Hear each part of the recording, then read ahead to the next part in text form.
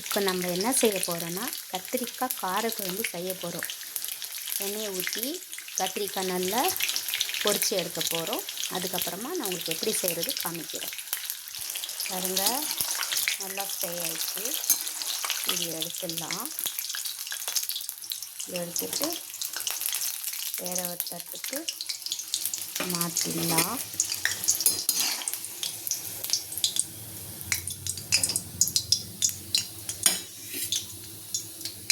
மாற்றிட்டு மசாலா ரெடி பண்ணிடுங்க.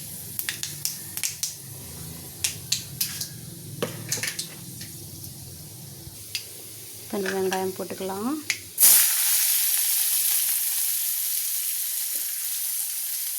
வெங்காயம் பூண்டு ரெண்டும் போட்டுக்கலாம்.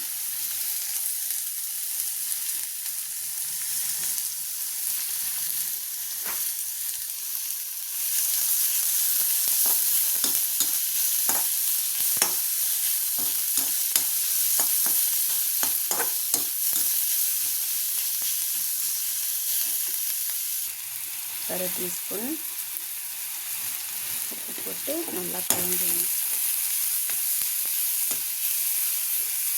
நல்லா வதங்கட்டும்.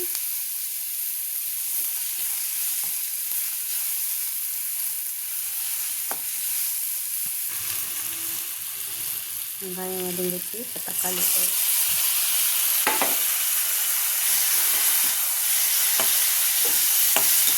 இதுக்குலாம் 3 கத்திரிக்காய்க்கு ஒரு வெங்காயம் 1.5 தக்காளி போட்டுக்கிறேன். அவ்வளோதான், வதங்கிட்டோம். 1 ஸ்பூன் மிளகாத்தூள் போட்டுக்கலாம். ஒரு 1/4 டீஸ்பூன் மஞ்சள் பொடி. நல்லா கலந்து விடுங்க. நான் எண்ணெய் கம்மியாக தான் ஊற்றிக்கிறேன். உங்களுக்கு வேணும்னா நீங்கள் அதிகமாக கூட ஊற்றிக்கலாம். கொஞ்சம்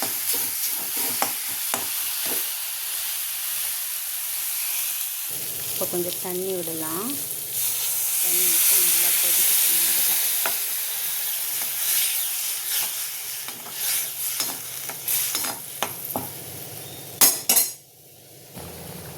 பொரிச்சு வச்ச கத்திரிக்காவை இந்த குழம்புல விடலாம்.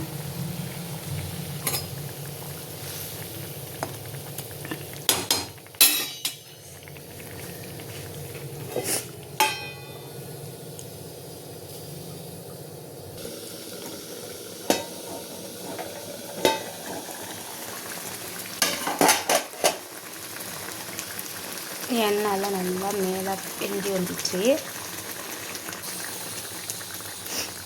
நல்லா கொதித்து பாருங்கள். இப்போ கொஞ்சம் நேரத்தில் முடிச்சிடும். நல்லா கத்திரிக்காய் நல்லா வெந்து வந்துச்சு. கறிவேப்பிலை தூவிக்கலாம்.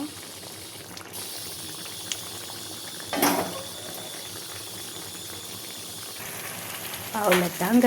இப்போ சுட சுட சாதத்தோட காரக்குழம்பு வச்சு நல்லா சுருக்குன்னு சாப்பிடுங்க. ஓகே, பாய்ங்க.